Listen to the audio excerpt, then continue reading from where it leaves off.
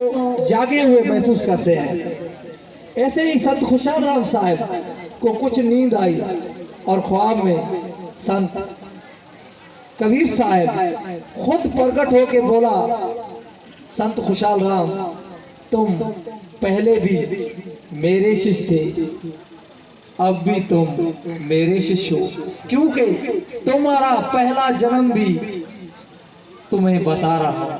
जो कभी हमने जिक्र नहीं किया, आज बात आ गई है 50वीं वर्षी है, तो पहला जन्म रविदास का बताया।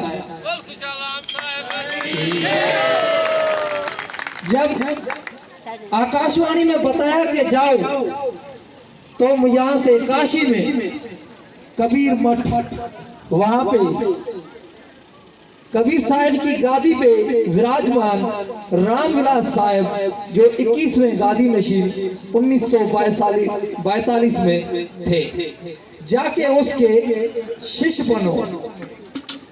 जब आंखें खुली तो ये नजारा महसूस किया और सुना, देखा तो संत खुशाल राम वहीं से एक पैगाम भेजा अपने अबू को, जलाल राम को, गांव वालों को, भाई मैं इस टाइम हिंदुस्तान जाने की तैयारी कर रहा हूं। वहीं से संत खुशाल राम साहब सीधे हिंदुस्तान जा पहुंचे। उस टाइम हिंदुस्तान और पाकिस्तान एक था 1942 में।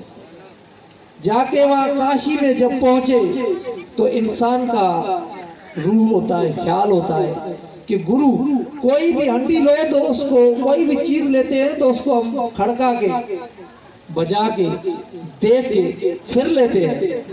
मगर संत खुशाल राम साहब को खुद बुलावा आया था कि आओ और तुम शिष्य बनो।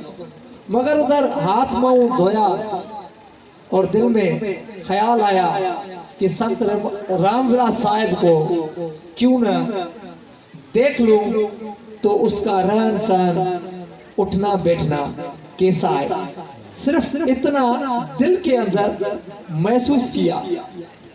और अंदर दरबार के जब एंट्री की तो संत रामविलास साहब विराजमान थे। उसने बोला, ये जो आ रहा है ये संत खुशाल राम रोड़ी शरीफ से, गांव भिटनूर शाह से आ रहा है।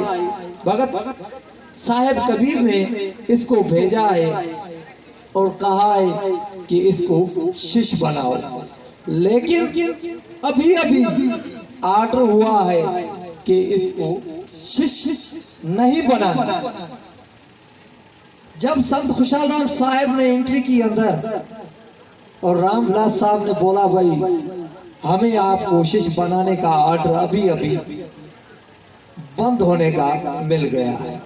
जब ये बात की तो संत खुशाल राम साहब ने उधर ये ठान ली, अंदर कबीर साहब की तस्वीर लगी पड़ी थी।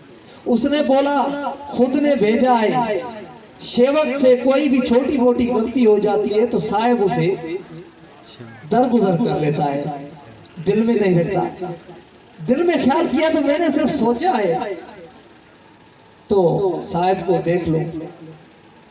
संत खुशाल राम साहब जब कबीर साहब की तस्वीर के आगे आके खड़े हुए तो उसने हाथ जोड़कर कहा तस्वीर से, साहब जब तक आप मुझे शिष्य नहीं बनाओगे, ना ही खाना खाऊंगा ना ही बैठूंगा।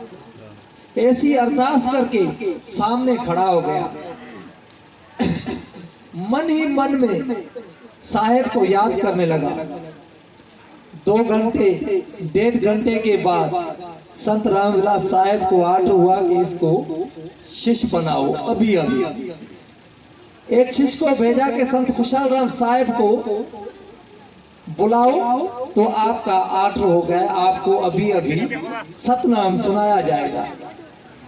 जब शिष्य गया संत को बुलाने के लिए तो संत खुशाल राम साहब ने जवाब दिया कि मैं साहब से वचन कर बैठा हूं, जब तक मुझे अपना शिष्य नहीं बनाएगा, ना ही खाऊंगा, ना ही पीऊंगा, ना ही बैठूंगा।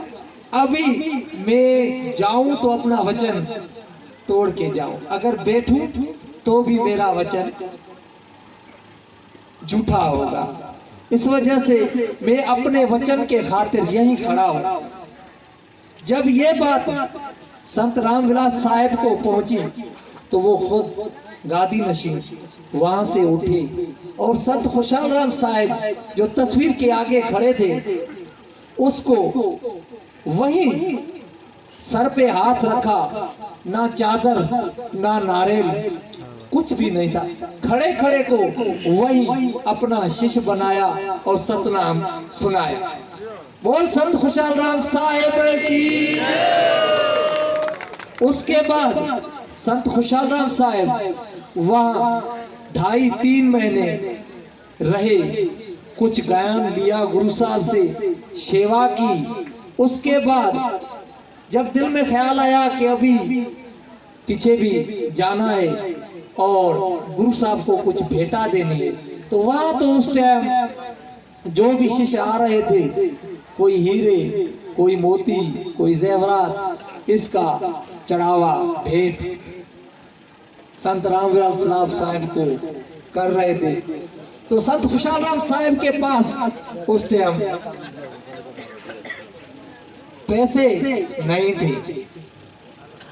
गुरु साहब को, संत रामविलास साहब को ये महसूस हो गया और उसने संत को बुलाया, पास बिठाया और बोला अपने हाथ आगे करो। हाथों के बीच में एक छोटी सी पोटड़ी खोली जिसमें हीरे जेवरात थे, हाथ में दिए। बोला संत ये देखो, कभी ऐसे जेवरात आपने देखे हैं? हाथ पकड़ के देखा। फिर गुरु साहब ने कहा यही मेरे कदमों में रख के मेरी भेंटा करो। वही हीरे जेवरात रखे चरणों में और भेंटा की। उसके बाद गुरु साहब ने 1 रुपया दिया कि ये तुम्हारी जेब में जब तक रहेगा, आपको जितने पैसों की जरूरत होगी आपकी जेब से उतने पैसे निकलते आएंगे और आपको इजाजत है अभी वापसी घर जा सकते हो।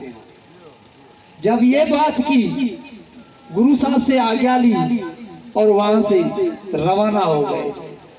जब रवाना हो गए, जो भी खर्चा बीच में आता रह गया, ट्रेन की टिकट थी वो भी, जेब में जितने जरूरत थी उतने पैसे आते रह गए।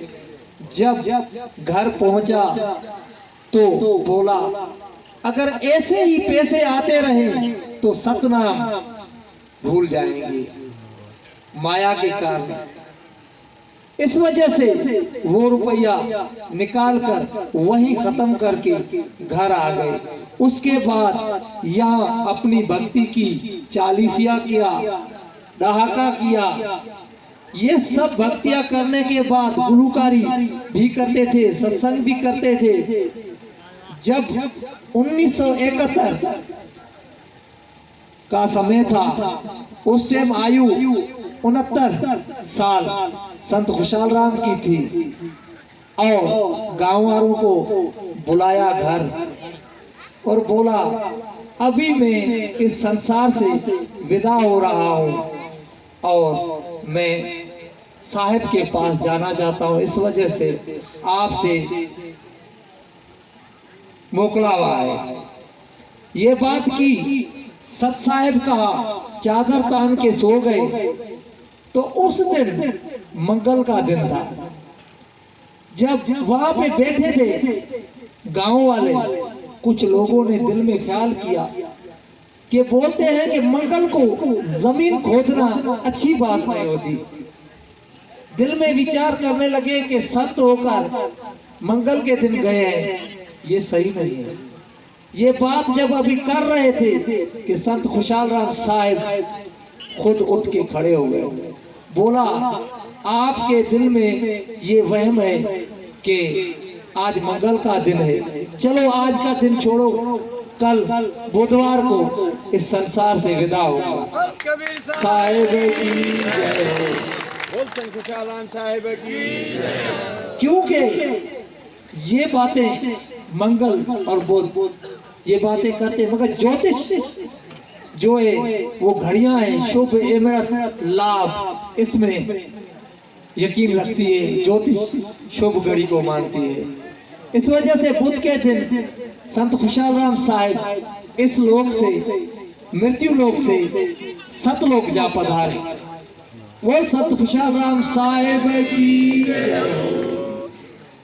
कबीर जाया जाया सबको कहे, आया कहे न कोई, जाया नाम जावन का तो रहन कहां से हो। बोल कबीर साहिब की जय हो। वाह रामचंद्र भगत।